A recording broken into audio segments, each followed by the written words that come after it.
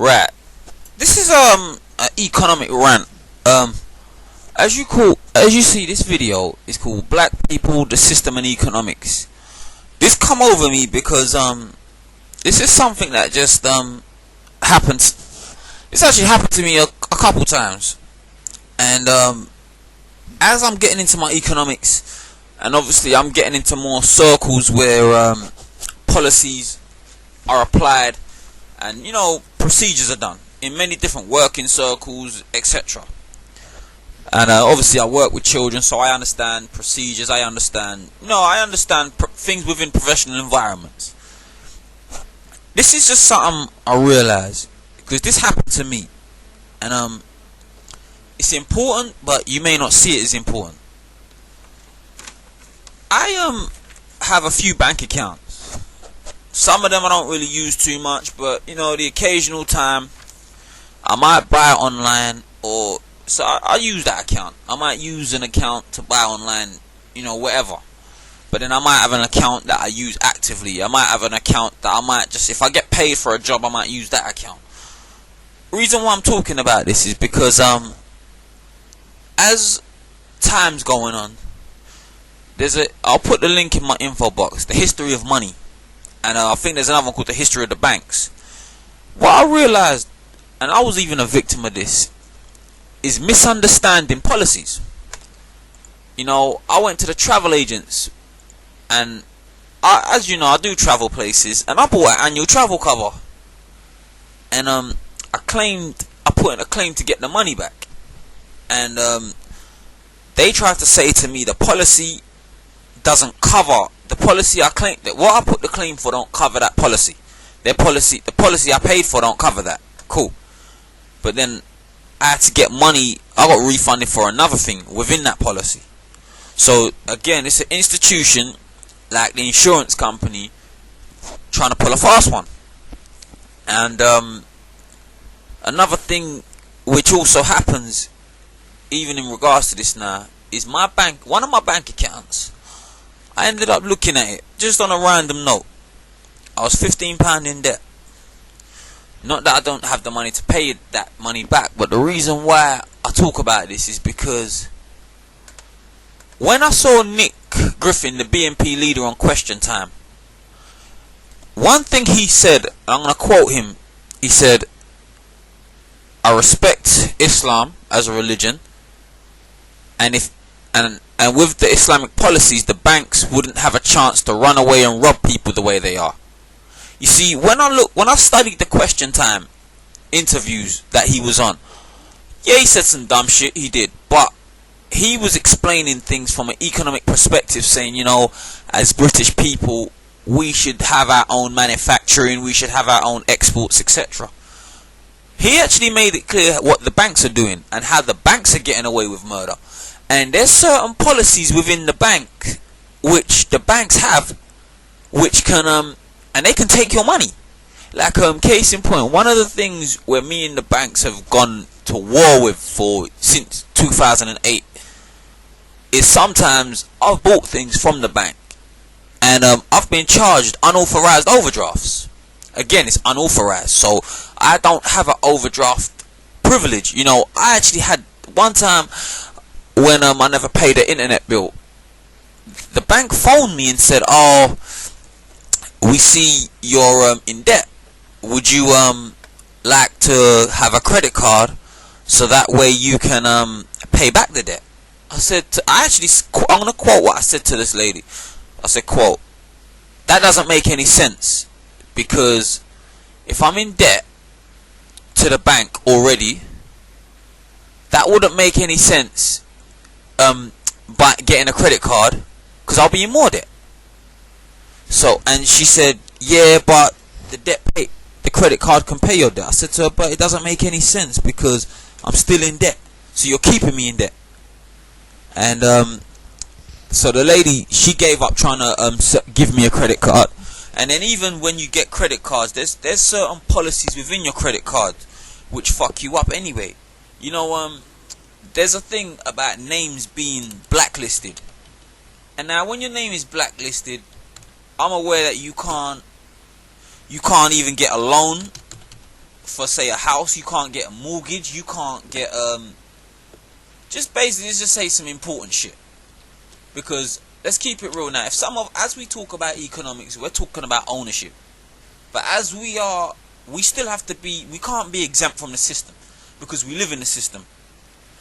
And so I'm not trying to say yes, start your own banks, because we haven't got to that process yet. Even though the economics starts at home, we can all get together. We could all say, for example, if I've got my little brothers and sisters, we can all say to ourselves, let's start a pyramid system. And now the pyramid is a form of banking. And what the pyramid is like, you could get more than 4 of you to, you could get more than 5 of you to put in £50 each, and whoever's at the top of the pyramid gets £400. Then you put the money back in, so the money keeps going in a circle and it circulates. You can do that at home with your mum, with your dad, with your brothers and sisters. You can all put in money together to do that. Now, the reason why I talk about that is because in the 50s and 60s, when our grandparents first came, they were not allowed to get bank accounts. But yet they were still able to buy houses in the UK and in Jamaica because they did a pyramid system. But the reason why now I talk about this, because as we right now are victims of being financially illiterate, and we're very economically suppressed, and the banks, as many of us are signing on, as many of us, we're getting sources of income from one way or another.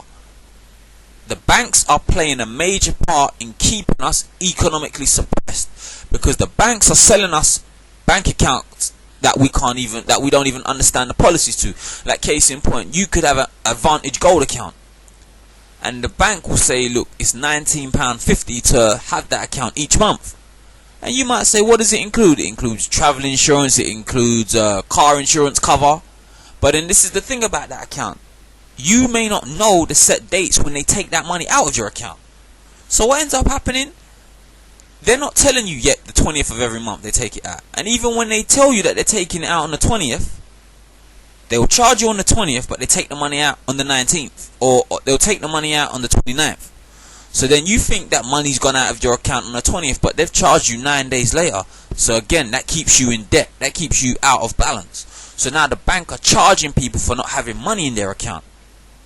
The reason why I think this is important is because as we talk about our economic development, it's kind of making me understand, and we all need to understand, how the very system we live in, the economic system we live in, is playing a part in robbing us. Because now we've got women that are taking out contracts, especially black women that are taking out contracts on mobile phones, and they're running themselves into debt. They get Blackberries and they can't afford Blackberries, but then they're getting upgrades from the phone shops, then getting a contract which makes them pay an extra £10, £15 a month. I mean, nothing is free. So if the phone shop says to you, yeah, we've got the new BlackBerry Curve, and you don't have to pay for it, but the bill is £30 a month. If you do the maths on it, and a BlackBerry Curve is £120, but then you paying £30 a month, and you're on a 2-year contract, that money, they've got more than what the BlackBerry Curve is worth. So then you see, as this is an economic rant, and it's called Black People, the System and Economics, these things need to be understood. Because what's happening is we're becoming blacklisted. Many names are becoming blacklisted, so we can't get loans. We can't even, so all the necessary resources we need from the system to kind of get up and progress in the system are being taken away from us due to our economic misunderstanding and our financial mismanagement. You see, I think it's only right that I understand. That's why, you know what, it might sound broke, but you know what, that's why I tell everyone, get pay as you go. So you pay for what you use. Every time you use it, you just pay for it. Because right now, as I've realized, everything, there's always some sort of trap. The system we live in is all about trapping you. It's all about trapping you so you owe something to them.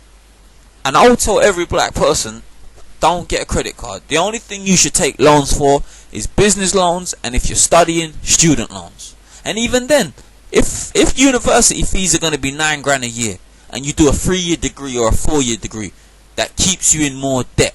Because if you do a 4-year degree and the fees are $9,000 a year, I can't think of any job in this, at the moment, current recession, which will pay your tuition fees in a set period of time where you can pay off your tuition if it's $9,000 a year plus 4 years. But that's what all this has come over me when it comes to black people, the system, and economics. Because right now it's kind of economic warfare. It's economic warfare which is being waged on us because we are an economically miseducated people, and we are not doing our home banking and our home savings first. And because we're not doing none of that kind of saving at home and economic practice at home, we are we're being exploited economically when we go out. But anyways, man, it's your boy Blackpowerstick.